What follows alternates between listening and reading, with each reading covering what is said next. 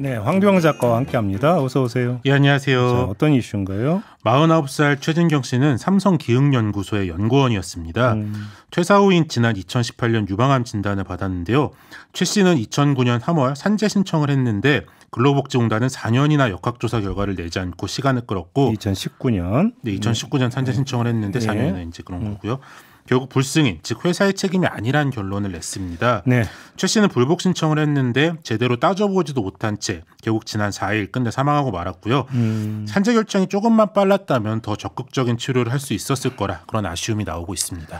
사실 이번 사연은 저희가 유튜브 연장 방송 현대전에서 한번 전해드린 바가 있었어요. 예. 그때만 해도는 더 신락 같은 희망을 안고서 현대전에서 전해드린 바가 있었는데 그 뒤에 끝내 사망을 하셨네요. 참 안타깝다. 일단 이 말씀을 좀 먼저 드려야 될 것 같고, 연구 과정에서 그러니까 발암 물질에 노출됐을 가능성, 이걸 지금 제기해 왔던 거 아닌가요?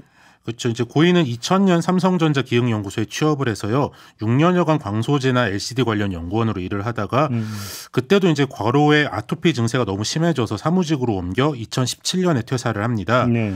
최 씨는 연구를 할 때마다 코끝이 비릿하고 속이 울렁거렸으며 연구 장비를 닦을 때면 화학약품에 빠졌다 나온 느낌을 받았다 이렇게 회고했는데요. 그런데 2000년대 초반만 해도 이런 질병 산재에 대한 얘기가 없었기 때문에 몸을 이렇게까지 치명적으로 망가뜨릴 줄은 몰랐다 이렇게 회고한 바가 있습니다. 근데 산재 인정된 경우가 있잖아요. 이 고인의 산재 신청 시 자료를 보면 고인은 유방암을 유발할 수 있는 아세톤, IPA, 포토레지스트 리무버 등을 다량으로 사용했고 이외에도 다양한 유해 물질, 전자파, 방사선에 복합 노출되었던 상황이었다고 합니다. 이 중에는 이미 희귀병 또는 직업성 암으로 산재를 인정받은 반도체 산업 종사자들이 다른 물질과 동일한 물질도 있는데요. 네. 그런데 이제 제조 노동자들은 사용량과 노출 시간을 비교적 정확하게 추정해 인과를 입증할 수 있는데 반해 최 씨는 연구 노동자라 이게 상시적으로 드나들기 때문에 노출량을 정확히 확인하기 어렵다는 것이 좀 쟁점이었습니다. 아무튼 4년 끌었다라는 거잖아요. 그렇죠. 너무 긴 거 아닙니까? 4년을 기다린 끝에 판정위원회가 열려 고인이 병중에 참석을 했는데요. 고인은 이제 판정위원들이 업무 내용조차 제대로 파악하지 못한 상태였다. 고인이 사용한 화학 물질과 방사선 장비 등의 조사가 제대로 되어 있지 않다 이렇게 말을 했습니다. 네. 고인이 근무한 개발 라인 업무는 이미 오래전에 폐기된 업무인데요. 고인은 무엇을 조사했는지 모르겠다며 이건 인력 부족을 떠나 직무유기다 이런 호소를 한 바가 있습니다. 네. 의사가 고인에게 한 달에 한 500만 원 정도 드는 비급여 신약을 권했는데 고인은 이제 산재 휴업 급여가 지급이 되면 이거를 좀 처방받아서 해볼 생각이었다라고 하는데 근데 이제 돈이 부족해서 신약처를 좀 제때 하지를 못했습니다. 근데 다른 비슷한 사례가 더 있을 가능성이 있잖아요.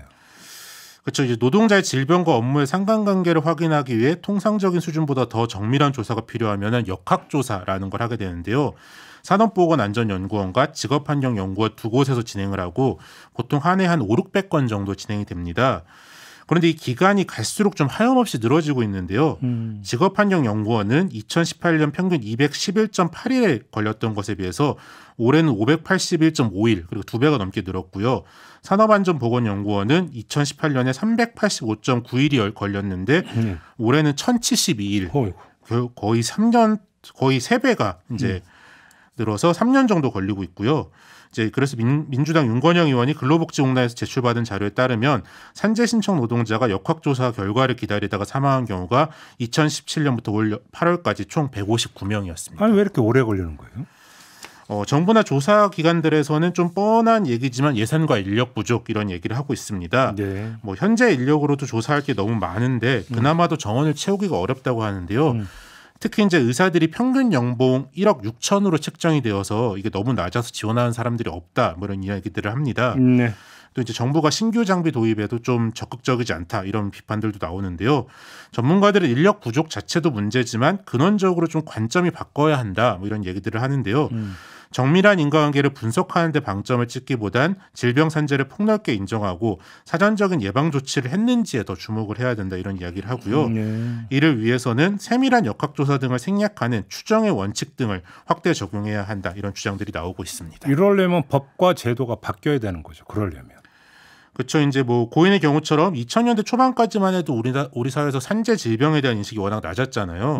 그래서 이제 위해 요소에 노출된 노동자들이 워낙 많고 이들이 고령화되면서 역학조사가 필요한 경우가 폭증할 것으로 지금 예상이 되고 있는데요. 이제 고인은 원래 이번 국정감사에 출석해 발언을 하려고 준비를 했는데 병세가 위중해지면서 이제 출석하지 못하고 민주당 우원식 의원이 고인의 편지를 대독했었습니다. 그때 이제 편지를 들은 이정식 고용노동부 장관이 먹먹하다, 꼼꼼히 살펴보겠다 이렇게 이야기를 했는데요. 이제 환노의 여야는 이번 달에 본격적인 대안 논의를 하겠다. 이 기한을 180일로 한정하는 뭐 그런 것 포함해서 본격 논의할 예정인데요. 좀 성과가 있을지는 좀 지켜봐야 할 것 같습니다. 그러니까 삼성전자 노동자들의 문제가 참 우리 사회에 뜨거운 이슈가 됐었던 적이 있었죠. 그리고 그 뒤에 이제 잠잠해지면서 좀 해결이 됐나 싶었는데 전혀 그게 아니라고 하는 유사 사례가 있다는 게 이제 또 한 번 지금 알려지고 있는 건데 근원은 안 바뀌고 있다 이렇게 봐야 되는 거겠죠. 네. 그렇죠. 좀 뭐 다양한 사례들을 적용할 필요가 있을 것 같습니다. 마무리하겠습니다. 황도영 작가였습니다. 고맙습니다. 예, 감사합니다.